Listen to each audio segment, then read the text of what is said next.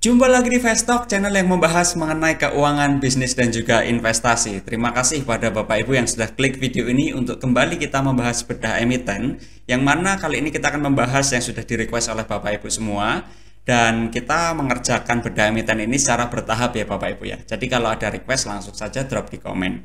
Kita akan membahas materi bedah emiten itu dengan saham auto. Dan di tengah peningkatan kinerja dalam 2-3 tahun terakhir, kira-kira apakah auto ini menarik untuk kita koleksi? Kita simak selengkapnya sampai akhir.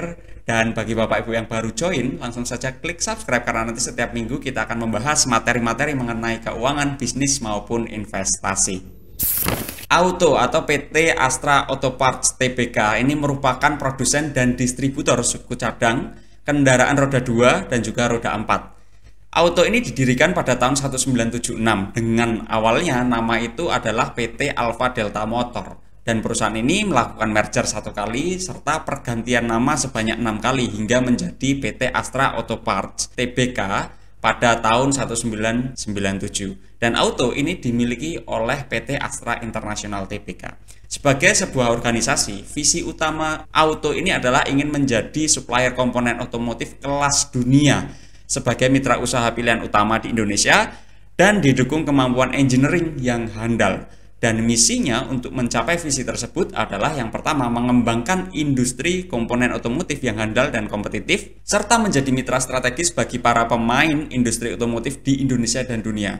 Lalu misinya yang kedua adalah menjadi warga usaha yang bertanggung jawab dan memberikan kontribusi positif kepada para pemangku kepentingan. Yang mana kita bisa ketahui bersama dari sini, mimpi dan ambisi dari auto ini sangat besar ya Bapak Ibu ya, karena ingin menjadi supplier komponen otomotif kelas dunia. Jadi tujuannya di situ tuh, dan tahapannya adalah melalui misi-misi yang ada. Kami rasa di sini kita bisa memahami bersama dan kita bisa lanjutkan. Pemilik perusahaan dari auto sebanyak 80% itu dimiliki oleh ASII atau Astra International, yang pada akhirnya yang pernah kita bahas ya, Astra itu dimiliki oleh Jardine Matheson Holding Limited di Bermuda, dan sisanya saham auto ini dimiliki 20% oleh masyarakat, tersebar di masyarakat ya Bapak Ibu ya. Dari struktur organisasi auto, kita bisa ketahui bahwasanya presiden komisaris itu diisi oleh Bapak Gideon Hasan dan presiden direkturnya diisi oleh Bapak Hamdani, yang mana dari kuartal 1 2024 itu tidak berubah dibandingkan dengan posisi kuartal 4 2023. Kita akan masuk ke pembahasan profil Dewan Komisaris dan juga Dewan Direksi. Ada baiknya Bapak Ibu juga mengetahui, cek satu persatu profil komisarisnya maupun profil direksinya supaya mendapatkan gambaran yang solid. Bapak Gideon Hasan selaku komisaris utama sejak 2019, beliau ini adalah WNI. Usianya relatif masih muda ya, 51 tahun, dan domisili di Jakarta. Beliau memiliki latar belakang pendidikan itu di manajemen keuangan Universitas Roger State, Amerika Serikat di tahun 1994. Riwayat jabatan beliau ini 4 yang terbaru ya. Yang pertama adalah Presiden Direktur dari United Tractor dari 2015 sampai 2019. Beliau pernah juga menjadi Wakil Presiden Direktur dari United Tractor dari 2013 sampai 2015. Beliau juga pernah menjadi direktur di United Tractor dari 2005 sampai 2013, serta beliau pernah menjadi Corporate Planning and Investor Relation di PT Astra International Tbk dari tahun 1999 sampai tahun 2005. Selebihnya Bapak Ibu bisa cek di laporan tahunannya. Beliau juga memiliki rangkap jabatan itu sekitar 15 perusahaan di Astra Group lainnya, dengan posisi yang beragam ya, ada sebagai Presiden Komisaris, Wakil Presiden Komisaris, lalu ada sebagai posisi komisaris, direktur maupun dewan pengawas, yang mana beliau kalau kita lihat dari latar belakang pendidikan dan juga pengalamannya juga sangat bagus ya. Selain itu dari sisi Bapak Hamdani ini sebagai direktur utama sejak 2013, beliau adalah WNI, usianya lebih tua dibandingkan Bapak Gideon Hasan di 59 tahun dan domisilinya sama di Jakarta. Beliau menempuh pendidikan itu 2 kali, yang pertama di ITB pada tahun 1989 dan yang kedua adalah Magister Manajemen di UI pada 1998. Riwayat jabatannya ini 3 yang teratas adalah beliau Wakil Presiden Direktur dari Auto itu dari April 2013 sampai September 2013. Beliau juga pernah menjabat menjadi Direktur Produksi, Engineering dan Procurement di Astra Honda Motor dari 2008 sampai 2013. Beliau juga pernah menjabat menjadi Wakil Direktur Production and Engineering and Procurement dari PT Astra Honda Motor dari tahun 2005 sampai 2008. Serta lainnya Bapak Ibu bisa cek di laporan tahunannya. Serta Bapak Hamdani ini memiliki 14 rangkap jabatan ya di perusahaan Astra Group lainnya dengan posisi yang beragam juga. Dominasinya sebagai Presiden Komisaris. Lalu ada Wakil Presiden Komisaris dan juga Direktur. Bapak Hamdani ini juga sama cemerlangnya dengan Bapak Gideon Hasan ya. Lalu tambahan informasinya adalah Bapak Gideon Hasan dan Bapak Hamdani ini tidak memiliki hubungan afiliasi dengan Dewan Komisaris lainnya, anggota direksi, maupun dengan pemegang saham utama serta pemegang saham pengendali. Dan bisnis model utama dari Auto ini bergerak di bidang usaha manufaktur, perdagangan, dan jasa komponen otomotif. Fokus bisnis Auto adalah proses produksi dan distribusi aneka ragam suku cadang kendaraan bermotor roda 2 dan juga roda 4. Yang mana dengan segmen pasar terbesar adalah pasar pabrikan otomotif atau namanya itu OEM. Lalu yang kedua adalah pasar suku cadang pengganti atau REM. Dan keunggulan dari bisnis Auto ini adalah Auto ini sudah memiliki ekosistem bisnis spare part karena Auto dapat memproduksi produknya sendiri sekaligus memiliki jaringan distribusi yang sangat luas. Tetapi di samping itu, Auto juga punya kelemahan. Kelemahannya adalah sangat bergantung pada kinerja industri otomotif. Dan selain itu juga persaingan dalam bisnis spare part ini sangat kompetitif Bapak Ibu. Dengan berbagai merek dan kualitas yang tersedia di pasar. Kalau kita lihat wilayah operasi dari Auto sendiri, ini sudah tersebar di Indonesia ya Bapak Ibu ya. Di Jawa, di Sumatera, Kalimantan, Sulawesi, bahkan Indonesia bagian timur, di Papua juga sudah ada distribusinya. Pertumbuhan bisnis Auto ini didukung oleh jaringan distribusi yang sangat luas, meliputi 45 dealer utama, 27 kantor penjualan yang melayani sekitar 15.000 toko suku cadang yang tersebar di Indonesia. Selain itu, pangsa pasar Auto itu juga terus meluas hingga lebih dari 50 negara di kawasan Afrika, Amerika, Asia Oceania, Eropa, dan juga Timur Tengah. Dan ini contohnya produk-produk yang diproduksi dan didistribusikan oleh Auto. Bapak Ibu juga bisa cek ke websitenya langsung ya. Ini ada roda 4 dan roda 2. Contohnya seperti engine parts, lalu ada body and chassis part, lalu ada electronic and electrical parts, ada drive and train transmission, dan lain sebagainya ya. Jadi tidak hanya melayani roda 4 saja, tapi juga roda 2. Lalu keunggulan kompetitif dari Auto itu apa? Kalau kita lihat, Auto ini kan dimiliki oleh Astra International ya. Jadi secara langsung itu induknya adalah perusahaan yang kuat. Dan dari situ turunannya ada 3. Yang pertama, operasi bisnis dari Auto itu efisien. Di tengah kompetisi yang ketat, efisiensi bisnis Auto ini memungkinkan Auto untuk memenangkan pasar sekaligus masih memperoleh profit. Nah, itu yang kita lihat menjadi salah satu keunggulan dari Auto. Yang kedua, kualitas produk. Auto ini telah berhasil membuat produk-produk berkualitas dan terus menjaga kualitasnya sehingga dikenal baik oleh masyarakat. Dan yang ketiga jelas tadi sudah kita sebutkan, yaitu adalah jaringan distribusi yang luas ya. Auto ini memiliki distribusi yang luas tidak hanya di Indonesia tapi juga sampai ke luar negeri. Hal ini meliputi tadi 45 dealer, 27 kantor penjualan yang mana melayani sekitar 15.000 toko suku cadang tersebar di Indonesia dan juga melayani 50 negara lebih. Dan strategi pengembangan Auto dari 2023 kemarin kita lihat di 2024 ini ingin seperti apa. Kita ketahui bahwasannya persaingan usaha yang semakin agresif dan pergeseran pola serta perilaku konsumen itu mengharuskan Auto untuk beradaptasi ya, dan bertransformasi. Saat ini Auto tetap fokus memperkuat seluruh pengelolaan aktivitas bisnis agar dapat mencapai keunggulan operasi. Itu menjadi fondasi utama dari Auto ya, yang mana itu dituangkan dalam 2 poin strategi besar. Yang pertama digitalisasi dan yang kedua adalah diversifikasi bisnis. Digitalisasi di sini adalah dilakukan sebagai pemberdayaan pertumbuhan. Hal ini dilakukan pada seluruh lini usahanya, yaitu di lini manufaktur, di sisi back office maupun lini perdagangan. Tujuannya supaya efisiensi itu juga lebih mudah ya. Dan yang kedua adalah diversifikasi bisnis. Ini termasuk ke sektor industri, pertambangan, dan alat kesehatan, serta future bisnis yaitu ekosistem dan komponen electric vehicle. Sehingga ruang pertumbuhannya apakah masih besar? Tentu dengan perkembangan teknologi yang terus berubah, pertumbuhan dari Auto ini juga masih bisa dilakukan untuk bertumbuh. Kita sampaikan bahwasannya kita bisa memperoleh sponsorship dari Bapak Ibu semua melalui dua cara, yaitu melalui Fasttalk Supporter dan juga melalui Super Comment dan juga Super Thanks. Di Fasttalk Supporter ini Bapak Ibu bisa langsung klik bagian gabung maupun masuk ke channel kami dan klik bagian gabung ya. Sedangkan di Super Comment dan juga Super Thanks Bapak Ibu bisa klik titik 3 bagian bawah video dan klik bagian terima kasih. Kita ucapkan juga terima kasih kepada Bapak Ibu seperti Bapak Ridwan, Bapak Surprise, dan juga Kak Ril yang sudah join menjadi Fasttalk Supporter. Dan ada juga Bapak Heri serta Ibu Yulindau ini yang sudah memberikan super comment dan juga super thanks. Sepenuhnya yang Bapak Ibu berikan itu untuk kita bersama-sama meningkatkan literasi keuangan di Indonesia. Kita lanjutkan pembahasannya. Kita bahas dari sisi laporan keuangan, di sisi neracanya dulu kita lihat. Komponen aset tidak lancar itu mendominasi 58% dari total aset, sedangkan aset lancarnya itu sekitar 42%-an.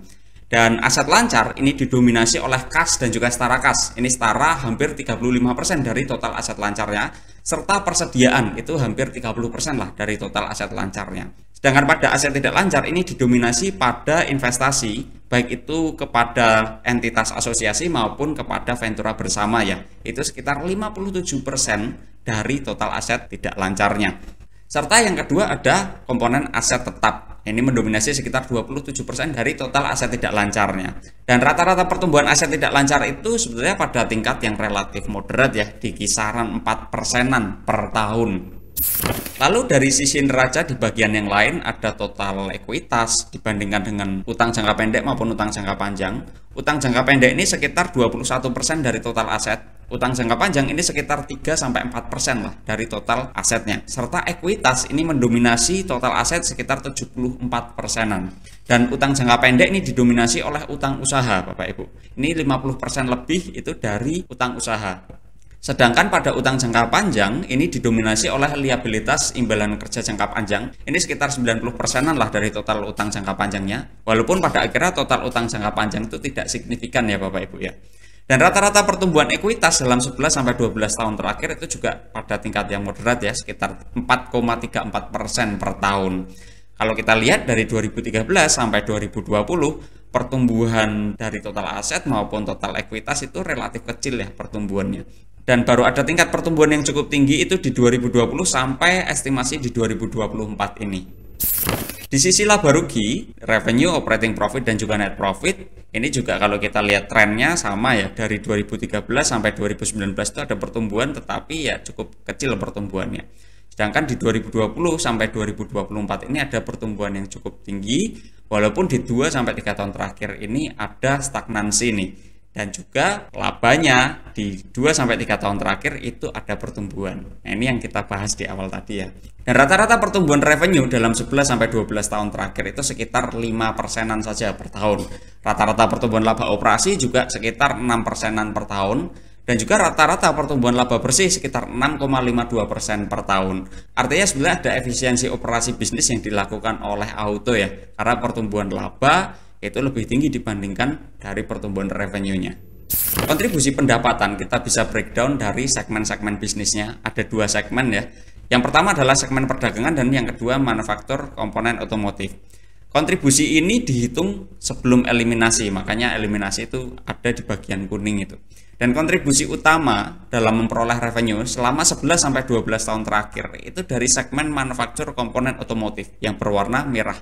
Itu sekitar 62,01% dari total rata-ratanya. Sedangkan rata-rata pertumbuhannya itu sekitar 3,66% per tahun.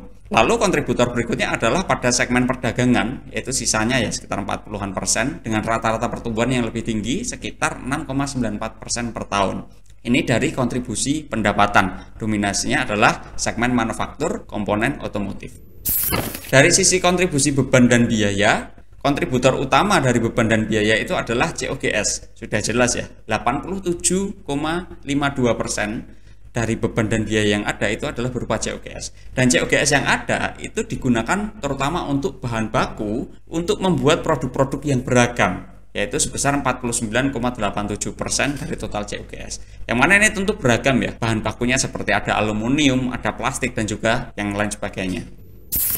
Sedangkan kontribusi laba kotor per segmennya, ini yang perlu diperhatikan, ini sedikit berbeda kontribusinya dibandingkan kontribusi revenue. Kontributor utama laba kotor dalam 11-12 tahun terakhir itu bukan dari segmen manufaktur, tetapi justru dari segmen perdagangan, yaitu sebesar 68,57% dengan rata-rata pertumbuhan sekitar 7,99% per tahun. Sedangkan pada segmen manufaktur komponen otomotif ini memiliki kontribusi laba kotor sekitar 36%-an dengan rata-rata pertumbuhan yang relatif berfluktuasi aja di 0,63% per tahun. Artinya dari situ kita bisa ketahui bahwasannya margin laba kotor dari segmen perdagangan itu lebih tinggi dibandingkan margin laba kotor dari segmen manufaktur komponen otomotif ya. Karena tadi revenue itu kontributor utamanya dari manufaktur, tetapi laba kotornya justru dari segmen perdagangan. Dan margin laba kotor pada segmen perdagangan itu dalam 11-12 tahun terakhir sekitar 20,80%. Dan ini fluktuasinya cukup stabil.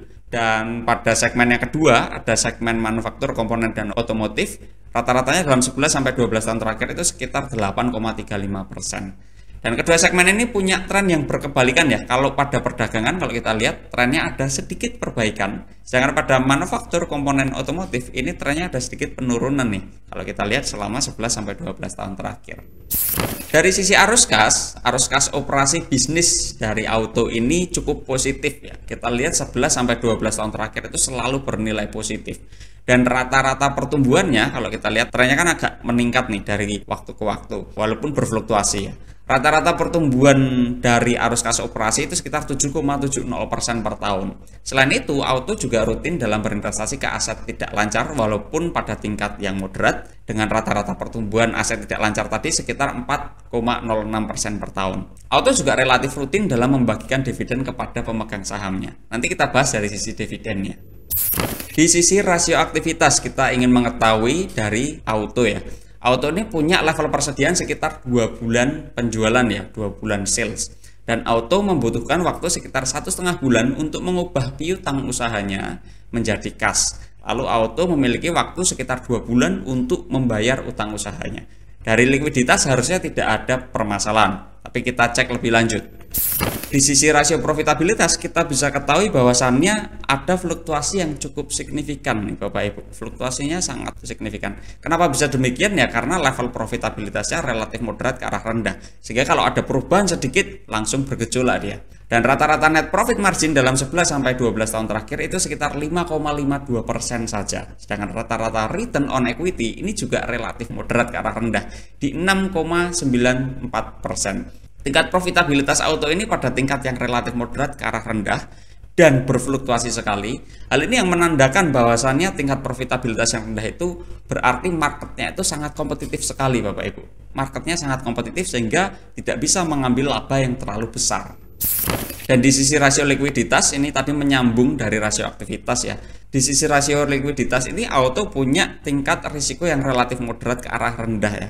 Dan juga auto bisa menjaga likuiditasnya itu pada level yang stabil nih. Kita bisa ketahui quick rasionya di posisi terakhir kuartal 1 2024 itu pada level 135,98%. Artinya risikonya relatif moderat ke arah rendah. Hal yang sama sebetulnya juga ditunjukkan pada rasio solvabilitas. Kalau kita lihat rasio solvabilitasnya lebih baik. Di sini auto ini punya risiko dari rasio solvabilitas yang relatif rendah ya, karena debt equity ratio itu bisa dijaga pada level yang rendah dan stabil. Selain itu operating profit di posisi terakhir kuartal 1 2024 ini bisa mengcover 64 kalinya dari interest expenses yang dibayarkan. Dan dari sisi dividen yield ini bisa diketahui bahwasannya auto rajin atau rutin dalam membagikan dividen. Kita akan nilai dividen yield itu dari dua parameter ya, dividen yield dan juga dividen yield aksen. Ketentuannya masih sama, dividen yield adalah tingkat dividen yang kita peroleh kalau kita beli di harga saham penutupan tahun tersebut. Rata-ratanya relatif moderat di 2,96% per tahun. Sedangkan dividen yield aksen inilah tingkat dividen yang diperoleh kalau kita beli saham tersebut di harga penutupan tahun 2013. Dan rata-ratanya sekitar 1,57%. Karena harga penutupan di tahun 2013 itu cukup tinggi ya, di 3.650. Dan pada tahun 2024 ini auto juga sudah membagikan dividen sekitar Rp132 per lembar sahamnya. Setelah kita mengetahui dari auto sendiri, baik itu secara kualitatif maupun kuantitatif, lalu bagaimana valuasi bisnisnya? Di sini kita bahas valuasi dengan dua metode, yaitu dari discounted cash flow dan juga dengan price brand, spesifiknya dengan PE ratio. Valuasi dengan discounted cash flow ini kita hitung secara moderat ya. Dan di sini ada 5 asumsi. Yang pertama, cash flow per share itu kita ganti dengan earning per share. Estimasi earning per share yaitu sekitar Rp191,24 per lembar sahamnya. Ini sudah kita adjust. Dan discount rate-nya sebesar 15, serta growth rate dari auto ini menggunakan rata-rata sekitar 5,05% per tahun. Dan terminal growth rate-nya itu menggunakan rata-rata sekitar 3,5% per tahunnya. Hasil perhitungan dengan discounted cash flow dari saham auto itu sekitar Rp1.863 per lembar sahamnya. Itu harga wajarnya ya menurut discounted cash flow dari analisis kami. Sedangkan kalau menggunakan price brand, estimasi earning per share yang sama di Rp191,24 per lembar saham dan rata-rata PE ratio itu sekitar 13,95. Sedangkan rata-rata PE ratio 13,95 itu relatif moderat ke arah tinggi ya Bapak Ibu ya. Serta hasil perhitungannya itu sekitar Rp2.667 per lembar sahamnya. Kalau kita bandingkan dengan kinerja harga saham di penutupan 17 Juli 2024 di 2130, ya sebetulnya kalau kita anggap masih pada kisaran harga wajarnya ya Bapak Ibu ya. Dan opini dan fakta dari kami kita tambahkan ya, kira-kira kapan kinerja auto ini membaik atau lebih tinggi dibandingkan sekarang. Ya tentu yang pertama syaratnya adalah ekonomi makro itu membaik dulu. Ekonomi makro yang dimaksud adalah inflasi yang ada itu rendah dan terkendali, lalu suku bunga juga ikut turun ya, ikut rendah. Dan lalu dari situ bisa mendorong sektor otomotif supaya sektor otomotif ini bisa ikut tumbuh. Ketika suku bunga rendah, orang mau kredit beli mobil itu bisa lebih mudah sehingga mobil di pasaran bisa lebih banyak ya. Industri otomotif tumbuh termasuk bertambahnya pilihan seperti electric vehicle yang masuk ke pasaran Indonesia. Daya beli masyarakat di sini juga harus tumbuh juga, sehingga nanti industri-industri turunan dari otomotif seperti auto ini maupun ban dan lain sebagainya ya, itu juga ikut tumbuh gitu. Jadi industri turunan dari otomotif bisa tumbuh lebih tinggi ya ketika sektor otomotifnya tumbuh, dan sektor otomotif tumbuh ketika kondisi ekonomi makro ini membaik. Itu sudut pandang kami ya Bapak Ibu ya. Kalau menurut Bapak Ibu gimana, coba kita diskusi di komen. Lalu kesimpulan pada diskusi kita pada siang hari ini, yang pertama adalah auto ini merupakan perusahaan yang bergerak di subsektor otomobil dan komponen dengan bisnis utama adalah produksi dan distribusi spare parts. Auto ini memiliki bisnis model yang efisien dan dijalankan oleh manajemen yang kompeten dan berpengalaman. Auto memiliki neraca yang solid, kemampuan mencetak laba bersih yang positif pada tingkat profitabilitas yang moderat ke arah rendah, arus kas yang positif dan relatif tumbuh, serta tingkat dividen yang relatif moderat ke arah rendah secara rata-rata. Di harga saat ini di 2130 ya, kami rasa auto ini berada pada kisaran valuasi bisnisnya. Itu tadi diskusi kita mengenai auto. Bagaimana menurut Bapak Ibu? Apakah auto ini menarik atau tidak nih untuk kita koleksi? Dan disclaimer-nya adalah Bapak Ibu perlu melakukan analisis lebih lanjut dan analisis ulang ya, supaya mendapatkan gambaran yang lebih solid nih. Di sini kita tidak memberikan rekomendasi jual maupun beli, kita hanya membantu dalam melakukan analisis. Terima kasih juga pada Bapak Ibu yang sudah menonton sampai akhir. Drop di komen kira-kira nextnya kita akan membahas apa nih. Dan juga terima kasih pada Bapak Ibu atas kontribusinya terhadap perkembangan channel ini, baik itu secara material maupun non material. Kalau Bapak Ibu share video ini juga drop di komen ya, bahwasannya Bapak Ibu sudah share, supaya kita bisa mengucapkan terima kasih secara langsung melalui komen. Selamat siang, terima kasih.